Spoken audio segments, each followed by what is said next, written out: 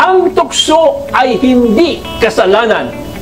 Pero ang magpatangay sa tukso, yun po ang kasalanan. Napagtagumpayan na dipit ni Jesus ang kasalanan, at ang kasalanan ay ipinako niya sa krus sapagkat sa kanyang balikat, pasan-pasan niya lahat ng bigat ng ating kasalanan sa nakaraan, sa kasalukuyan sa hinaharap, ipinako niya to sa krus. And we are no longer in bondage to sin through our Lord Jesus Christ if we are going to surrender everything to Him. Isa pong mapagpalang umaga sa inyong lahat. Hello, maging mga ngayon po ay narunood online. Magandang araw po sa inyong lahat, at gusto ko rin ibigay ang advance na pagbati ng 32nd anniversary sa JIL BTC Malate. Ano po? Kaya ang katapatan po ng Diyos talaga hindi po natin matatawaran. Amen? Tapat siya noon, ngayon, at magpakailanman. At ngayong umaga po ito, tayo po ay sama-samang bulayin pag-aralan ang mensahe po ng Diyos sa bawat isa po sa atin. Pinagmatan po nating imitating ni Apostol Pablo doon po sa aklat 11. All I want is to know Christ and the power that raised Him from death. I want to share in His sufferings and be like Him even in His death. Then there is hope that I myself will someone be raised from death. Ang Diyos po ang magpala sa pagkakabasa ng kanyang banal at buhay ng salita. Kung mayroon man po na isa sa pinakamasabi natin na sa kamalian natin sa buhay o dangerous, no, force of human error, ay masasabi po natin ito ay ang makalimutan natin o nakalimutan natin ang isang bagay na gusto nating magawa sa buhay o gusto nating marating. Ito po ay masasabi natin totoo pong nangyayari. Kahit po sa buhay po ng isang Kristiyano, nangyayari po ang mga bagay na ito. Why? Bakit po? Sapagkat tayo po minsan ay madaling ma-sidetrack, madali pong ma-divert ang ating attention. Yung nga lang pagpunta mo rito, gusto mo nang pumasok, may nasalubong ka sa labas, nakakilala mo, naantala ka, napakwento ka, tuloy nung pumasok ka, tapos ng praise and worship. O kaya uwing-uwi ka na, nagmamadali ka, pero may nakasalubong ka at nagyaya sa iyo, hindi ka nakauwi dahil may nagyaya sa iyo. O kaya sa buhay po natin, meron po tayong gustong gawin pero hindi po nangyari. Marahil nung araw, gusto mong maging ganito, marating na ganito, makatapos ng pag-aaral o marating ang isang bagay na gusto mong marating. Pero narating po ba nyo? Hindi. Bakit? Nag-asawa ka kaagad eh. Nakasidetrack ka. Napana ka ni Cupido. No? So, marami pong mga pangyayaring ganito sa buhay po ng bawat isa po sa atin. Mga kapatid, sa bawat isa po sa atin, sa lahat ng pagkataon, tungo sa katuparan ng ating mga layunin sa buhay o mga gusto nating maabot o gusto nating marating. Ano po? Tayo pong lahat ay tinawag na Kristiyano o Christian. Sa palagay kayo nyo, deserve po ba natin na yung name tag na Christian? Since ang ibig pong sabihin nito ay being like Christ. Ano po? Ano po ba ang layunin po natin bilang isang Kristiyano? Dapat po maliwanag po sa atin ang ating goal sa ating buhay bilang manampalataya. Sapagkat kapag nalimutan po natin ito at hindi natin alam, hindi po natin maabot, so hindi natin mararating. Ang isang bagay na nakalimutan mo, hindi mo magagawa. Ang isang bagay na hindi mo alam puntahan, hindi mo rin mapupuntahan. Kaya kailangan wag po natin makalimutan kung ano po ba yung layunin po ng bawat isa po sa atin. And as a Christians, our goal ay ang makilala is to know Jesus Christ and to be like Him or to imitate Him. Ang sabi po ng banal na kasulatan in the book of John, chapter 17, verse 3, and this is eternal life, that people can know you and only true God, or the only true God, and that they can know Jesus Christ, the one you sent. Mga kapatid, tandaan po natin, our goal is primarily a growing relationship with the infinite God who has revealed Himself through the Lord Jesus Christ.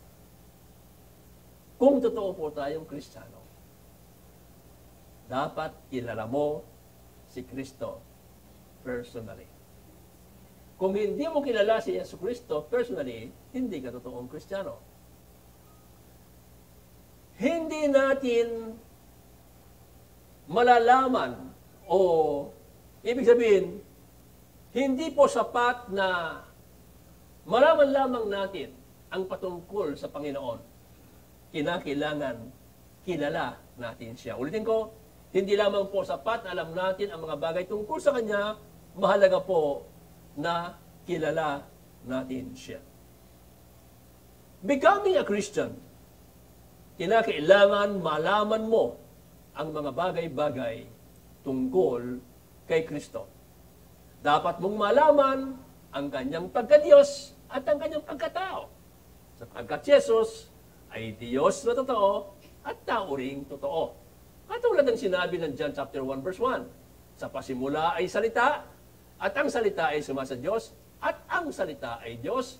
Verse 14, at ang salita ay nagkatawang tao. Kaya, ulitin ko po, dapat po malaman natin na siya ay taong totoo at Diyos na totoo. Dapat nating malaman ang mga bagay-bagay na ginawa ni Jesus at ang mga bagay na Kanyang itinuro. Dapat po nating maunawan, mga kapatid, na ang ating Panginoong Jesucristo ay nagkatawang tao, na ipinako sa krus, namatay, inilibing, nabuhay na maguli mula sa mga patay. Upang ang kasalanan mo, kasalanan ko, kasalanan natin lahat mula sa nakaraan, sa kasalukuyan sinaharap, ay Kanyang tubusin at Kanyang bayaran na po. Maliban po sa mga katotohanan ito, again, kinakailangan po nating malamaw, makilala personally ang ating Panginoong Jesucristo. At ang pagkakaroon ng personal relasyon sa Panginoon ay nagsisimula kapag na-realize po natin o kinilala natin na tayo ay nagkasala at dahil sa kasalanan pong ito ang dahilan kung bakit tayo napawalay sa Diyos. At bawat isa po sa atin ay nangangailangan ng kaligtasan. The wages of sin is death. Ang kabayaran ng kasalanan ay kamatayan, and death means separation. Because of our sin, napawalay tayo sa Panginoon. Pero purihin ang Diyos na buhay, dahil sa mga ginawa ng ating Panginoong Jesucristo, nagkaroon tayo ng pagkataon na muling magkaroon ng ma-reconcile po tayo sa ating Panginoon. Tandaan po natin, dapat po natin malaman na sino man sa atin, hindi natin kayang iligtas o pwedeng iligtas ang ating mga sarili sa magitan lamang ng ating mga sariling gawa. Gawa ni Jesus. Dahil sa Kanya, nagkaroon po tayo ng kaligtasan. Hindi po natin makikilala lamang ang Panginoon sa magitan po ng mga filosofiya o mga espekulasyon. Hindi rin sa magitan lamang ng imahinasyon at damdamin natin, o hindi rin natin makikilala lamang ang Panginoon o makikilala ang Panginoon sa magitan lamang ng mga ideya ng tao o kaya sa mga eksperyensya o karanasan ng iba. Makikilala natin ang ganap at lubos ang ating Panginoon as He has chosen to reveal Himself sa bawat isa po sa atin. And that revelation comes through His written Word, which tells us of the eternal living Word, the Lord Jesus Christ.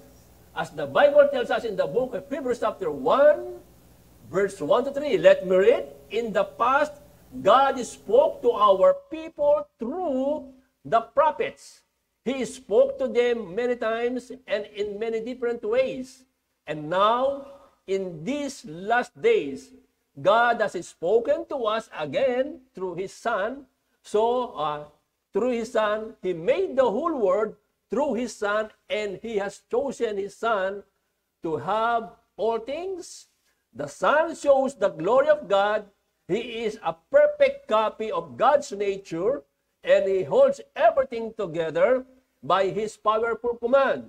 The Son made people clean from their sins. Then He sat down at the right side of God, the Great One in heaven. Mga kapatid, ang ating Panginoong Jesucristo, makikilala po natin Siya sa pamamagitan ng Kanyang salita or the written Word of God. Ang New Testament, the Old Testament points ahead to Jesus, while the New Testament tells us of His life, sa Kanyang kamatayan para sa ating mga kasalanan, sa Kanyang muling pagkabuhay, at ang Kanyang paghahari ngayon doon sa kalangitan. At tinutukoy rin po dito ang pagbabalik ng muli sa hinaharap, no? At makikilala natin ang Panginoon sa pamamagitan ng Kanyang pagpapahayag din sa bawat isa po sa atin. But we can never know Him fully because He is infinite and we are finite. Mga kapatid, makikilala po natin ang ating Panginoong Jesucristo definitely as Savior and Lord ng buhay po natin kapag tayo po ay nagbigay ng oras, nag-focus po tayo sa Kanyang salita, at ito po dapat ang goal ng bawat isa po sa atin. Pero, kinakailangan maging committed po tayo na gawin po ang mga bagay pong ito. Pero gusto ko rin pong ipaalala sa bawat isa po sa atin na meron pong paalala ang ating Panginoon. No? So, posible po na malaman natin, magkaroon tayo ng knowledge about Him through studying the Word of God, pero posible rin na hindi mo siya nakilala na gusto sa buhay mo. In fact, marami mga taong, mga religious group, no, o mga religious leader, na alam nila ang Bible, pero wala naman talagang personal na relasyon sa ating Panginoong Jesucristo. Pero ang ganoon pa man, ang Panginoon ay nagsabi kung paano natin siya lubos na makikilala at kung paano niya lubusang ipapahayag ang Kanyang sarili sa bawat isa po sa atin. It is not enough yung pong pag-study ng Word. Bagkos, kinakailangan yung bawat word in study po natin, pinag-aralan po natin, kinakailangan sundin natin. Kinakailangan ikapamuhay natin. Yan po ang kulang sa ibang mga tao. Inaaral ang Biblia just to inform them. Pero hindi inaaral para sundin. Inaaral na para sila magkaroon sila ng knowledge. Pero hindi ikinakapamuhay. That's why wala pa rin silang personal na relasyon sa ating Panginoon.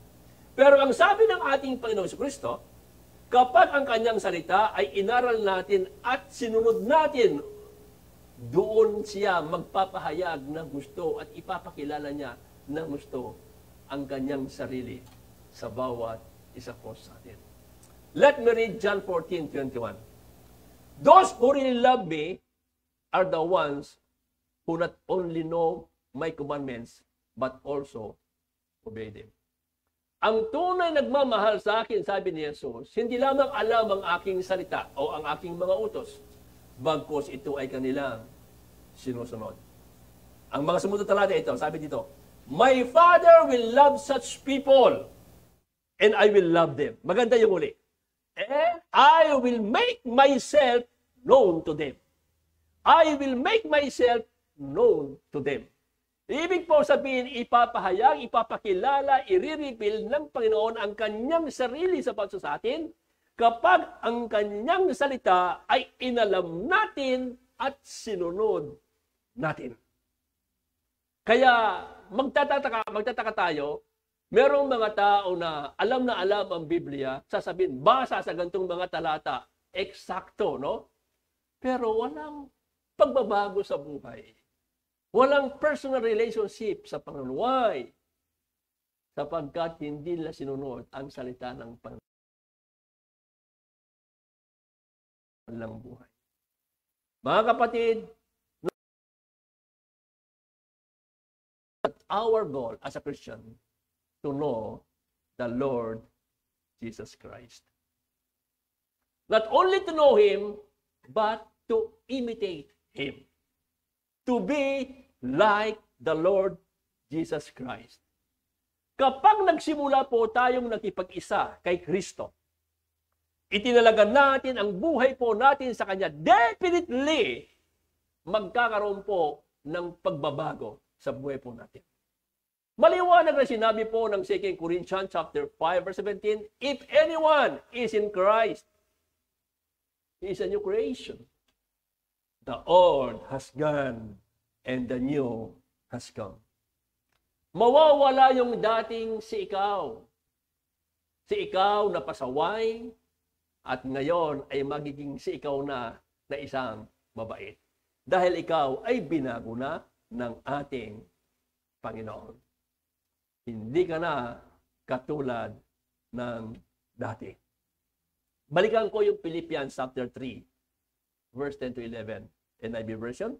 I want to know Christ, yes, to know the power of His resurrection and participation in His suffering, becoming like Him in His death, and so somehow attaining to the resurrection from the dead.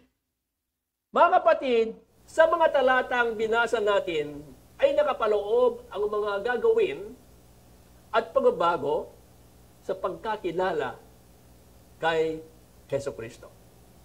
And to be like Jesus Christ involves knowing the power of His resurrection. Si Apostol Pablo, ito po ay kanyang naranasan on the road to Damascus. The number one persecutor of believers of Christ, binago ng Panginoon, naging considered as the number one apostle or the great apostle ng ating Panginoong Jesus. In the book of Romans chapter 8 verse 11, ito po ang sinasabi, and if the spirit of Him who raised Jesus Christ from the dead is living in you, He who raised Christ from the dead will also give life to your who lives in you. Nabumuhay kay Jesus mula sa mga patay na siyang nakatira sa puso natin mula ligtas ng ating buhay sa pangyarihan laban sa kasalanan at iba pa. Mararanasan natin ang kapangyarihan, no, ng banal na espiritu na tayo po ay naging dependent. Kung ang buhay mo ay defeated lagi, ibig sabihin, hindi ka naging dependent sa galaw ng banal na espiritu sa iyong buhay. Maliwanag na sinasabi po ng Galatians chapter 5 verse 16. So I say, walk by the Spirit, and you will not gratify the desire of the flesh. Mga kapatid, we must learn to live experientially in power of Christ's resurrection. Another thing, to be like Jesus Christ involves knowing the fellowship of His sufferings. Well, sinunod. Baka sabihin ng iba, higit pa sa kanya. Wala akong makakikita sa mga sakripisyo na kanyang ginawa. At ang sakripisyong yon ay hindi para sa kanyang benepisyo, kundi sa bawat isa po sa atin. Ang hiling lamang po ng ating Panginoon, huwag nating baliwalain ang kanyang mga paghihirap, ang kanyang mga sakripisyo. Lagi nating alalahanin ang kanyang ginawa sa krus ng Kalbaryo. Ano ang sinabi niya? Di ba sa huling hapunan, sa Last Supper, dumampot siya ng tinapay, sumisimbolo ng kanyang katawan. Kumuha siya ng alak, sumisimbolo ng kanyang na tuwing kakain kayo at iinom nito, gawin niyo ito bilang pag-alaala sa akin.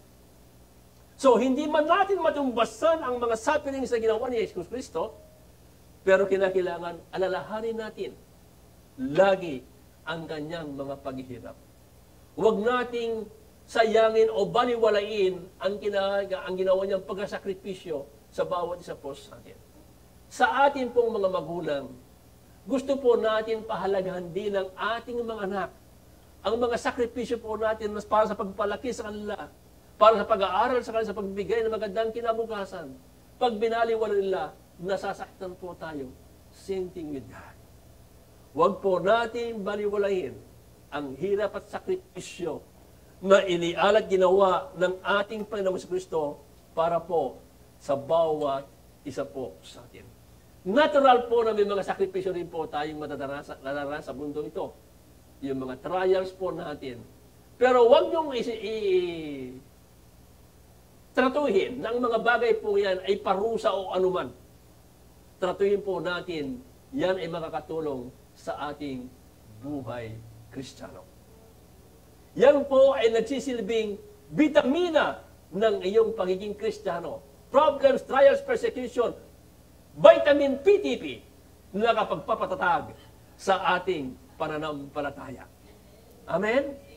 Alam po ninyo, katulad ng ginto, kailangan padaanin sa apoy para malinis at lumabas ang tunay na ginto.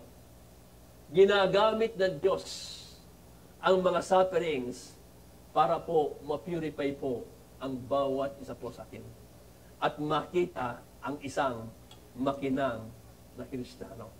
Pero sa kabila ng mga bagay pong ito, mga kapatid, kinakailangan matutunan pa rin natin na magpakumbaba sa harapan ng ating Panginoon at sumunod sa Kanya. 1 Peter chapter 5, verse 6 to 11, humble yourself, therefore, under God's mighty hand, that He may lift you up in due time. Cast all your anxiety on Him, because He cares for you. Ang mga lalahanin daw po natin sa Kanya nating ibigay, sa Kanya nating ilahad, sa Kanya nating sabihin. Ang tanong, mga kaibigan, yung mga kabalisahan nyo, yung mga anxieties nyo, yung mga kabigatan nyo, iba sa social media, kaya marami kayong sa halip sa Diyos natin dalhin ang mga bagay na yan. At ang sabi dito, be alert and of sober mind. Your enemy, the devil, prowls around like a roaring lion looking for someone to devour. Resist him, standing firm in the faith. Because you know that the family of believers throughout the world is undergoing the same kind of sufferings. And the God of all grace, who called you to His eternal glory in Christ after you have suffered a little while, will Himself restore you and make you strong, firm, and steadfast. To Him be the power forever and ever. Mga kapatid, another thing, to be like Christ involves being conformed to His death. Involves being conformed to His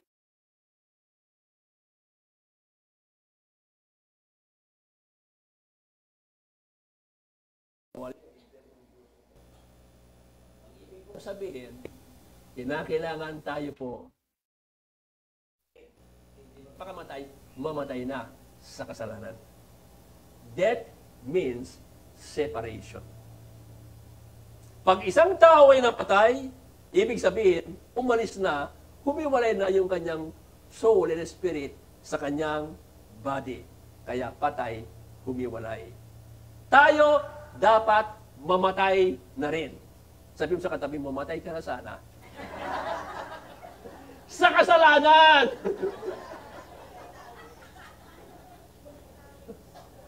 Mamatay ka na sana sa kasalanan. Ibig po sabihin, humiwalay ka na sana sa kasalanan. Again, that means separation.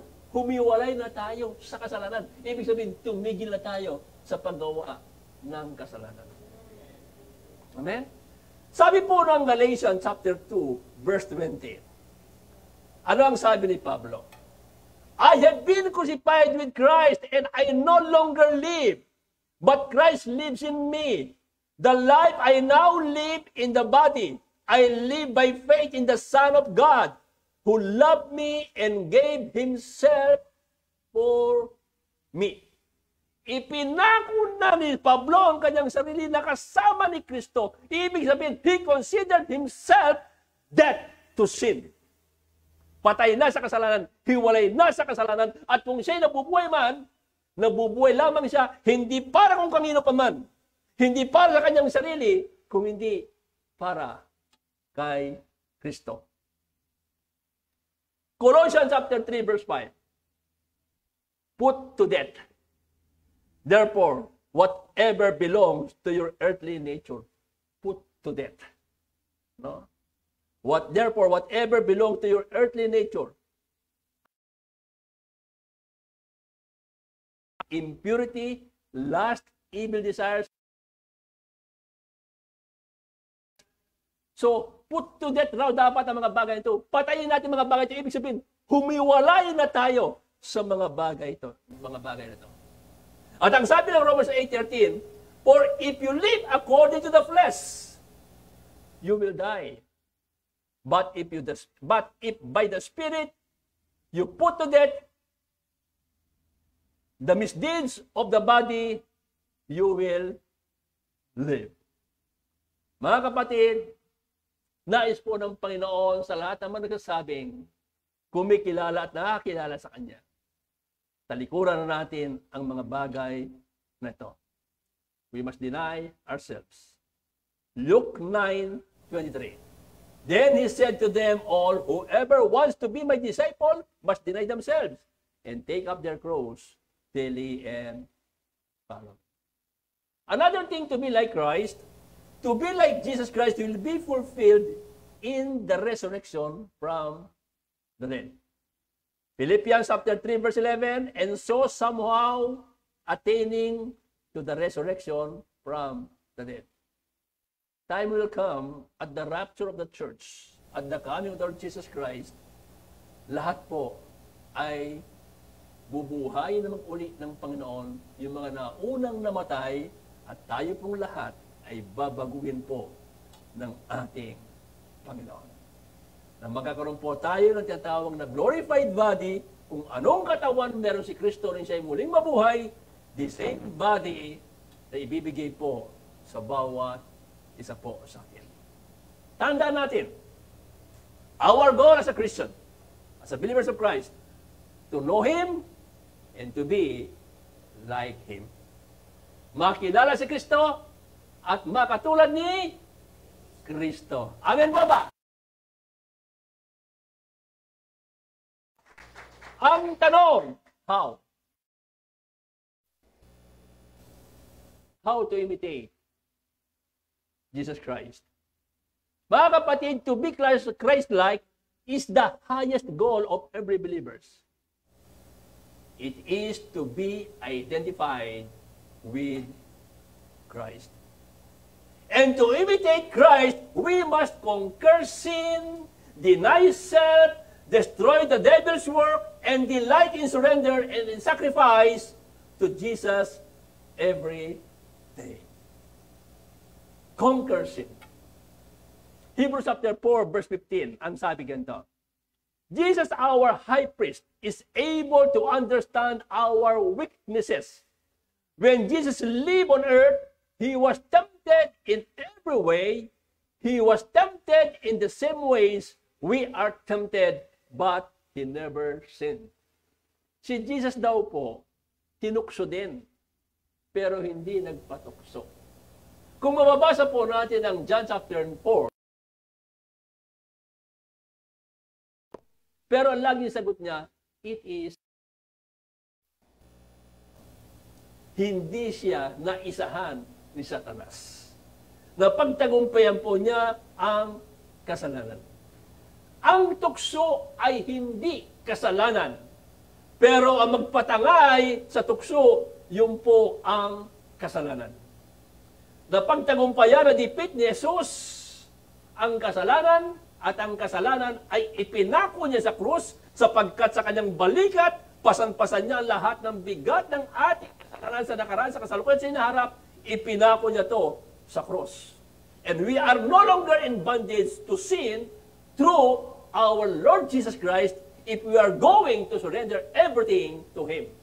Kasama na po ang buong pagkatao po natin.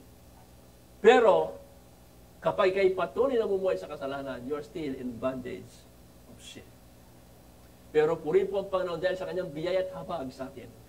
Binigyan po tayo ng pagkakataon na magkaroon ng kapatawaran ng ating mga kasalanan. Malinis ang lahat ng ating mga kasalanan. Kung ito'y ikukumpisal natin sa Kanya, pagsisihan natin, lilinisin tayo sa lahat ng ating mga kalikuan. Again, mga kapatid, imitate Jesus Christ, we must conquer sin. And we must deny ourselves. Matthew chapter 16, verse 24. Then Jesus said to His disciples, whoever wants to be my disciple, cross and follow, is to imitate Jesus Christ. Si Jesus po ay nabuhay sa ibabaw ng mundo nung siya nagkatamang tao, hindi para sa kanyang sarili, kundi para sa iba. Makikita po natin, sinabi ng Bible, when He saw the multitudes, He was moved with compassion on them. Ang laging laman ng isip ni Kristo, ni Jesus, ay ang iba, hindi ang kanyang sarili. Mga kapatid, to truly be Christ-like, we must conquer self and live for others. Pag sinabing self, tumutukoy ito sa lust of the eyes, lust of the flesh, the pride of life. Self is like of selfishness. It is me, myself, I. It is, I am the number one and you are the number 0. Laging ang sarili ang itinataas. Laging gusto siya ang bangka. Wala namang sumasakay. Mga kapatid, we must deny ourselves. And another thing to imitate Jesus Christ, we must destroy the devil's work. At yan po ang purpose, isa sa purpose ng ating Panginoon si Kristo, nung siya naparito to destroy the works of the enemy. 1 John chapter 3, verse 8, the devil has been sinning since the beginning. Anyone who continues to sin belongs to the devil. The Son of God, referring to Jesus, came for this, to destroy the devil's work. Mga kapatid, paano natin gagawin ang mga bagay na to? Tandaan po natin, ibinigay kay Jesus ang authority in heaven and earth at ang authority niya na ibinigay din sa atin ng ating Panginoon. We walk in authority over all principalities and powers. Demons are subject to us through the name of Jesus. Tandaan po natin, the church is not a building or a religious organization. The church is Christ in action. And that is us. Now, we need to destroy the works of the enemy. Of course, through the power of the Holy Spirit. Kaya po natin yan. Kung tayo po ay isang Kristiyano, o ang isang Kristiyano ay dapat po maging instrumento ng ating Panginoon, para po itigil ang mga maling gawain. Christian must be instrumented by God to stop evil things. And in this manner, mga kapatid, you are destroying the devil's work. Question, ang tanong ko po sa basa po sa atin. Tinotolerate ba natin o ginagawa natin ang best effort natin para matigil ang mga masamang bagay o mga kasamaan? Are we tolerating or making our best effort to stop evil things? Yes or no? Tolerating ba or making our best effort? Hindi po lingid sa atin, maraming mga hindi kaaya-ayang kaganapan na nangyayari simula sa loob ng tahanan, sa eskwelahan, sa workplace, sa ating komunidad. Tayo ba'y nagkikibit balikat? O tayo ba'y gumagawa ng paraan para matigil at hindi magpatuloy? Kung minsan hayag-hayagan po sa ating komunidad ang mga katiwalian o mga bagay-bagay na hindi nangyayari. Di po ba? Pero kung minsan kinukonsinti natin, hindi tayo kumikibo. Dahil nakikisama ka. Ayaw mong may masabi sa'yo dahil kapitbahay mo, mga kaibigan mo, kakilala mo. O kaya inisip mo, ayaw mong madamay. No? Wala kang pakialam. Tandaan po natin, sabi nga ni Edmund Burke, for an evil to triumph, the good man to do nothing. At sinabi rin ng Book of James chapter 4, verse 17, at isang bagay na alam mong tama, at bagay na dapat mong gawin pero hindi mong ginawa, ikaw ay nagkakasala. Mga kapatid, how can we destroy the works of the enemy? Huwag po nating itolerate. Let us make our best effort to stop them. I admire what Brother Eddie Villanueva and Senator Joel Villanueva did in Congress and in Senate.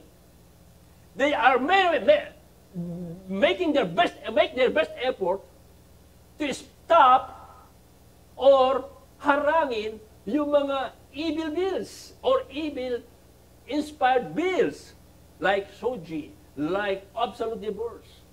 It so happened pumasa sa third reading doon sa Congress because doon po ang labanan ay numbers game. But they tried their best. They made their best effort.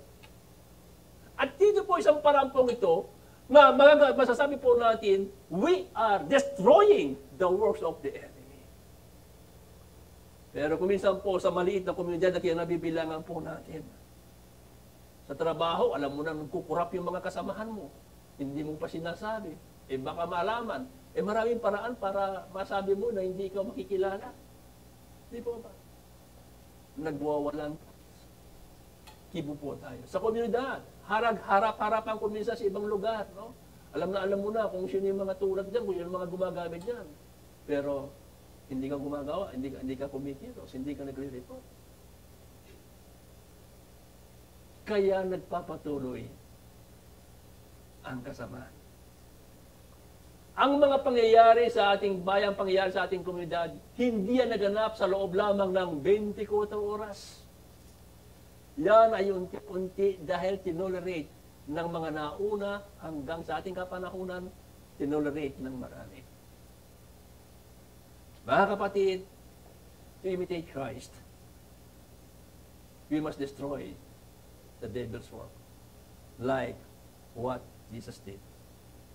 Another thing, delight in surrender and sacrifice.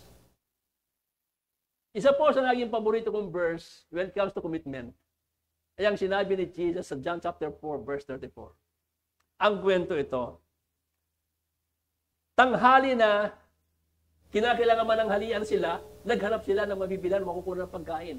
Umalis ang mga disciple para maghanap ng kalantang halian na makakain. Si Jesus, hinihintay sila. It so happened, meron dumating isang Samaritan woman na umiigib ng katanghaliang tapat. Sino ba sa inyo ang gustong umigib at gustong magtrabaho at maglakaan sa kalsada ng mainit na mainit katulad ngayon? Pero ginawa ng babaeng ito dahil gusto niyang walang nakakakita sa kanya. Dahil siya lamang ang pinagmamaritisan ng mga taong kapitbahay niya dahil sa pagkataong meron siya. Papalit-palit ng lalaki. Umiiwas siya sa mga sasabihin ng tao at galit dito sa mga tao. Nakatagpo niya si Jesus, nagsinira siya ni Jesus about the living water tungkol sa paghahari ng Panginoon. Dumating sa kasalukuyang ganito ang tagpo, nagsisir si Jesus, dumating ang mga alagad. May dala mga pagkain, sabi na, Guro, kain na po tayo! Nandito, may dala kaming tinola, may dito, ganyan, unang mga pagkain na Sabi ni Jesus, ito, John chapter 4, verse 34, My food, said Jesus, it is to do the will of Him who sent me and to finish His work. Ang pagkain ko ay tapusin, gawin ang ipinagagawa ng nagsugo sa akin at tapusin ang kanyang gawain. Isantabi muna niya ang kanyang tanghalian. Ang mahalaga, ma-share niya ang kaharian ng Diyos sa babaeng ito. Sapagkat ang babaeng ito ay nangangailangan ng paghahari ng Diyos sa kanyang buhay. And what happened? As the result, nung magkaiwalay sila, nung malis ng babae, na dati umiiwas sa mga tao, nanawagan sa kanilang lugar, mga kapitbahay, lumabas kayo! Halika kayo! Pakinggan nyo ang aking sasabihin. Tingnan nyo ang tao na nagsabi ng buo kong pagkatao, marahil siya na ang Mesaya. And the Bible tells us, many of the Samaritans believe in Jesus because of the woman's testimony. Mga kapatid, napakahalaga po sa bawat sa atin. Kagalakan natin ang magsakripisyo para sa Panginoon. Kagalakan natin ang isurrender sa Panginoon lahat-lahat. At siya ang pangunahin natin at paghariin sa buhay po ng bawat isa po sa atin. Amen? Lahat ng mga bagay na ginagawa natin, tandaan po natin, hindi nawawalan ng kabuluhan niya. Your labor in the Lord never be wasted. Yung mga pag-i-evangelize natin, mga pagpapalwak natin, hindi nawawalan ng kabuluhan niya. Gawin lamang po natin, pag-share po natin. I remember one story, hindi ko po alam kung kwento ko dati dito. Isang lalaki dyan po sa LRT along Top Avenue. Nakaunggalay na namimigay po ng tracts. And it so happened, sabi, napagod siya, sabi niya, mukhang wala naman nangyayari sa ginawa-gawa niyang pamimigay ng tracts. Dahil siguro wala man lamang pasalamat sa kanya, wala nang testimony na nakakilala sa kanya sa Panginoon through giving the tracts. And one day he gave up. Sumuko siya. Iniwan yung lugar na yun. Then, after several months or years, napadaan siyang muli sa lugar na balikan yung lugar na kung saan namimigay ng tracts. May nakita siya na lalaki. Namimigay ng tracts. Out of curiosity, kinanong niya, Brad, kailan ka pa pumusto dyan? Kailan mo pa ginagawa mga bagay yan? Sinabi niya kung kailan pa siya. Nagsimula pong ganoon, sabi niya bla bla. Pero sabi po niya, dati po kasi may namimigay na lalaki rito ng tracts.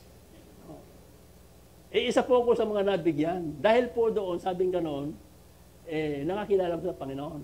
Pero nung makita ko wala na siya, ako na po pumalit sa kay para ipagpatuloy ang kanyang ginagawa.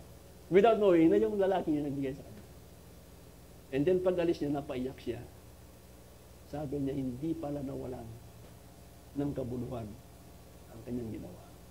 Mga kapatid, kung minsan akala lamang natin ang mga bagay natin ginawa ay nababaliwala. Nasayang, walang epekto. Pero tandaan po natin, ang salita ng Diyos, hindi bumabalik ng walang kabuluhan. At ang mga bagay na ginagawa natin para sa Panginoon, hindi nawawalan ng kabuluhan. Ipagpatuloy lamang po natin ang paggawa ng kabutihan. Ipagpatuloy lamang po natin ang pagsunod sa Panginoon. Ipagpatuloy lamang po natin ang paglilingkod sa Kanya. Ipagpatuloy po natin na ikapamuhay ang lahat ng sinasabi ng para sa Kanya ay hindi nawawala ng kabuluhan. To imitate Christ for the rest of our lives. Amen? Palakpakan po natin ang ating Diyos na Diyos.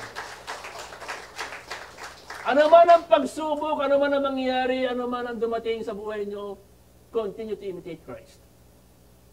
Huwag po tayong magsawa. In conclusion, the imitation of Christ is the practice of following the example of Jesus.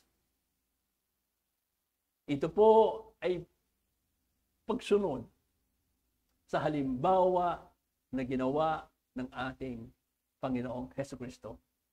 And whoever claims to live in Jesus must live as Jesus did. Dapat daw po tayong mamuhay kung paano po nabuhay si Kristo. Kaya nga sabi po ng Philippians chapter 2 verse 5, let your mind or let your attitude be like of Jesus. Mga kapatid, seek to imitate Jesus Christ in all things, for He is the perfect example of love and holiness. Siya po ang gayahin natin, hindi kung sino-sino ang ginagaya natin. Kung sino-sino ang imahe ang ginagaya natin, nariyan naman si Jesus na pwede po natin gayahin. Amen? At tinitiyak ko po, lahat pong yan ay may reward na ibibigay po ang Panginoon sa bawat sa po sa atin. Amen? Again, for the rest of our lives, let us continue to imitate the Lord Jesus Christ. Tumayo po tayong lahat. Hallelujah.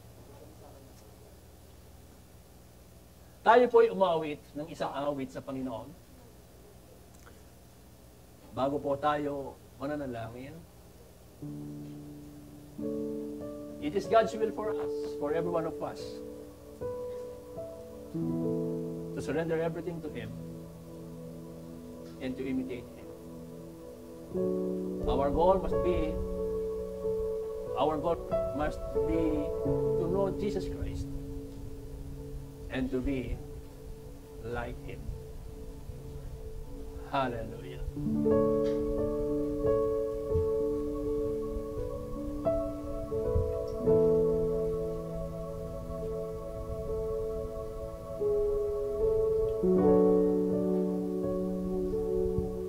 Sa mga pagkakataon pong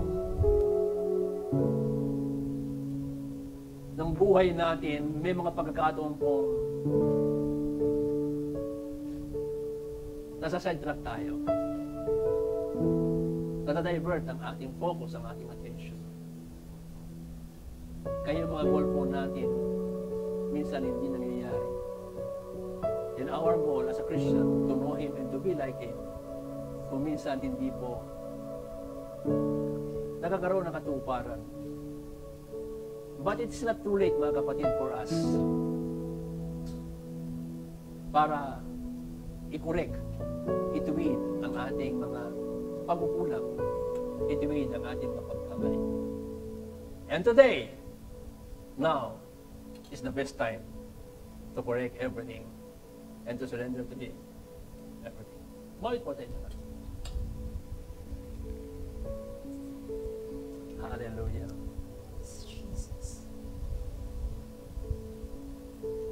Hallelujah, Lord Jesus. We desire to know you more, Lord. Sing the song.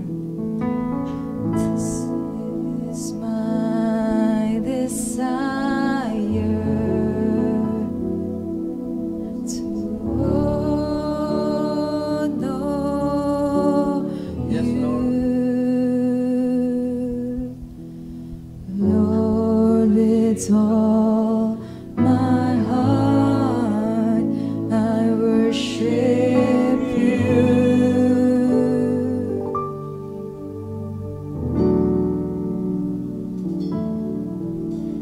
and all I have within me I give you praise. All that I adore is in you. We're gonna sing that verse once again.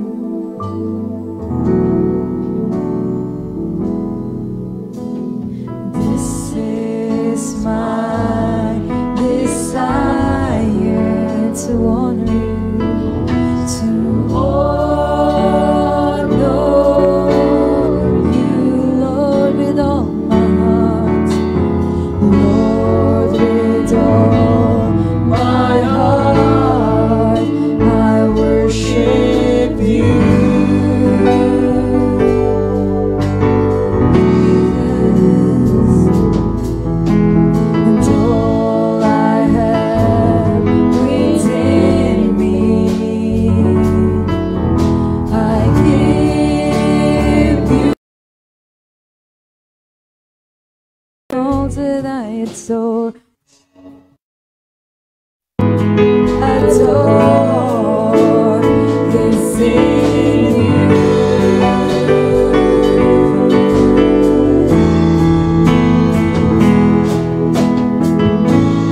Lord, I give you my heart, I give you my soul. Live for you, Lord, I live for you alone. Every breath that I take, every moment I'm awake. Lord, have your way in me. Lord, I give this is mine. This is oh, Jesus. Can we sing once again the verse? This is my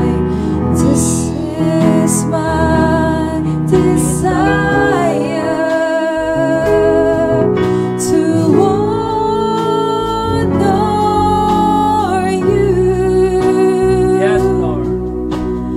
Lord, with all my Our desire, Father God, heart, I worship you. is to honor Maparangalan ka sa aming mga buhay. And all I have For the rest of our within lives. me, I give you praise. Hallelujah. I give you praise. And all that I adore is in you. We give you our hearts, God. Lord, I give you my heart, I give you my soul. I live for you alone. Every breath that I take, every moment I'm awake. Lord, have your way in me. Lord, I give you my heart, I give you my soul. I live for you alone. Every breath that I take, every moment I'm awake.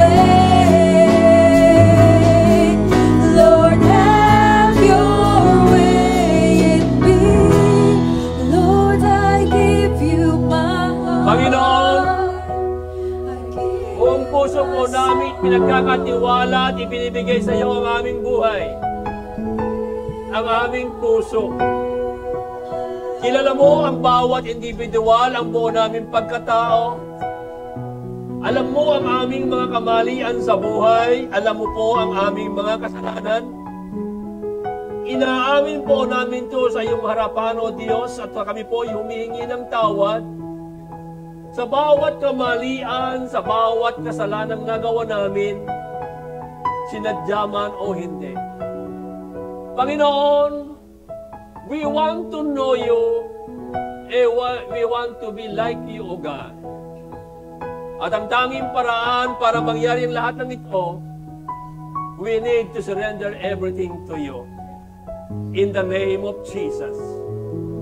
Sa lahat po na ang layunin at nais makilala ng ganap si Jesus sa kanyang buhay at maging katulad o ma-imitate ang ating Panginoong Jesucristo, sa oras pong ito, inanyay ko po kayo maging sa mga nanonood ngayon to resurrender our lives to God.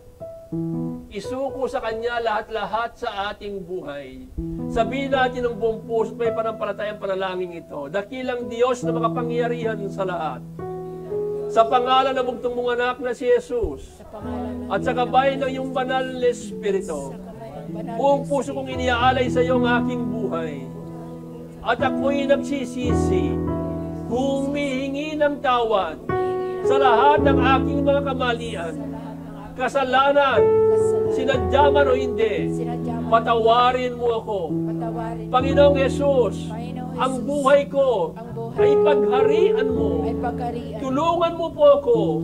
Makilala ka ng ganap at lubos sa buhay ko. Makilala ka ng lubusan sa buhay at ko. maging katulad mo. At maging katulad. Salamat po, Panginoon. Salamat, Panginoon. Ito ang aking panalangin. Ito ang aking panalangin. Sa pangalan ni Jesus. Sa pangalan ni Jesus. Sa oras pong ito ay atin din pong aalalahanin ang itinagubili ng ating Panginoong Jesucristo, na kung saan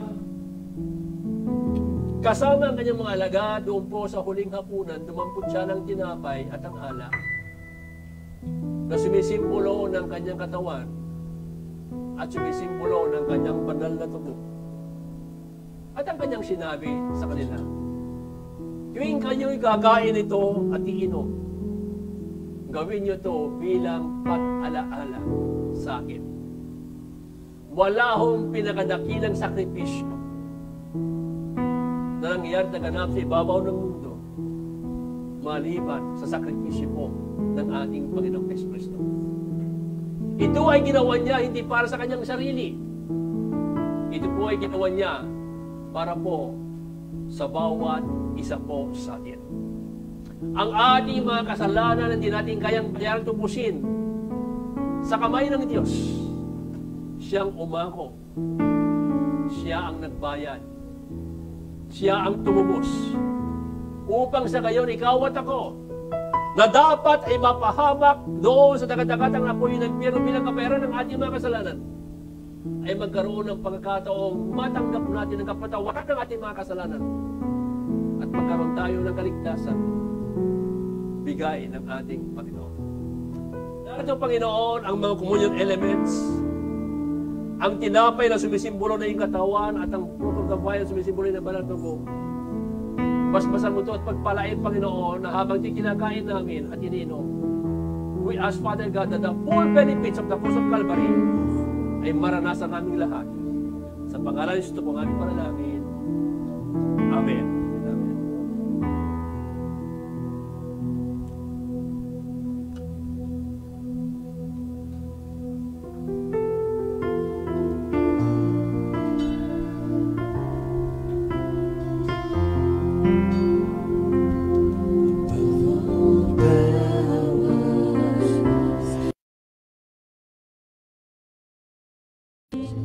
Above all hidden things, above all wisdom and all the ways of men, you were here before the world began. Above all kingdoms, above all above all wonders the world has ever known, above all wealth and treasures of the earth, there's no way to measure what you were.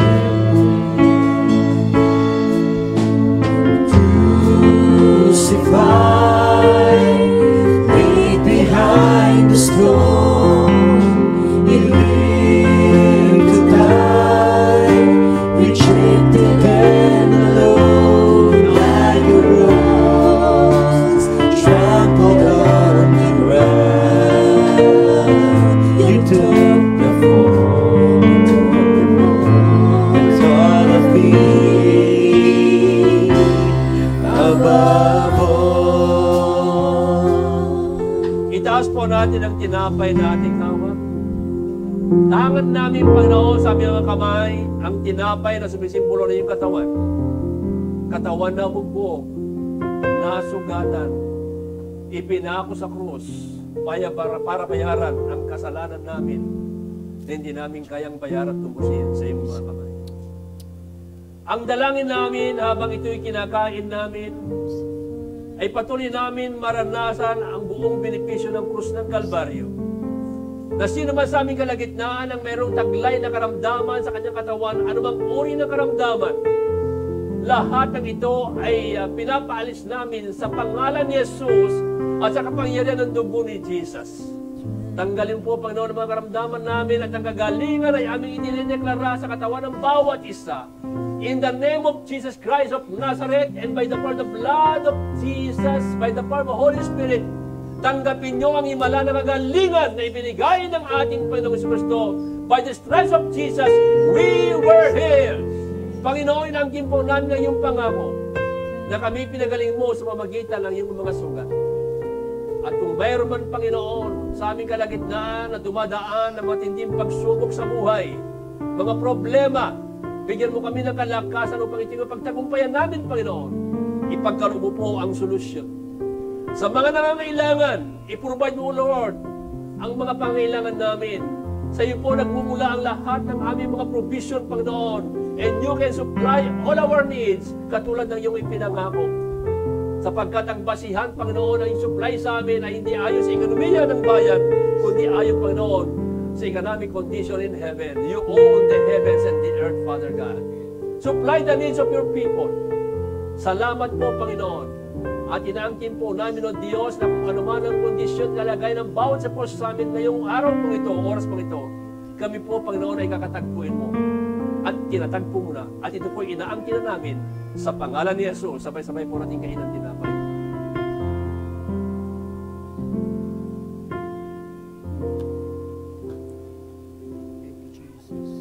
Itaas po natin ang fruit of vines. For without shedding of your blood, there's no remission of sin. Patuloy mong linisin at hugasan, Panginoon, ang aming buong pagkatao, ang aming mga kahinaan at ang aming mga kasalanan. Gawin mo, O Diyos, na kami maging dalisay at busilak sa iyong harapan. At tulungan po kami maging matapat sa lahat ng bagay, sa lahat ng pagkakataon. In Jesus' name we pray. Sabay-sabay po natin inumin ang fruit of the vine. Sabihin natin, salamat, Panginoong Jesus, Salamat, Panginoon Jesus. sa bawat pagpapala na aking tinanggap. Amen! Palakpakan po natin ang Diyos na buhay. Hallelujah! Papurihan natin ang ating Panginoon. Amen. Sige po, salihin po natin ang ating natutunan with a victory song. Hallelujah!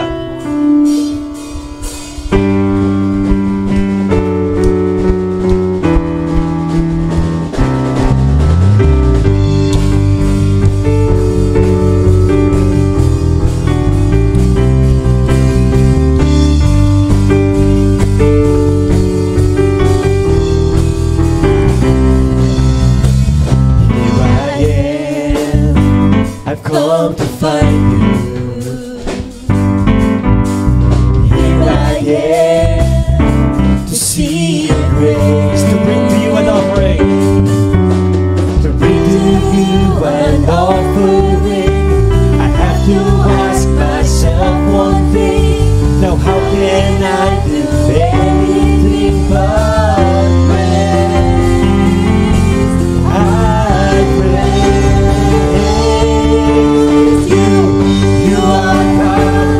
You are Lord. You are all I'm living for. You are King of everything. I want my life to praise you. You are God. You are Lord. You are all I'm living for. You are King of everything. I want my life to praise you.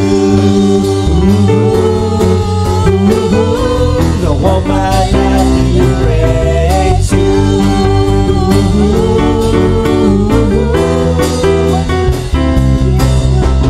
Here I am, I've come to thank you. Here I a life change.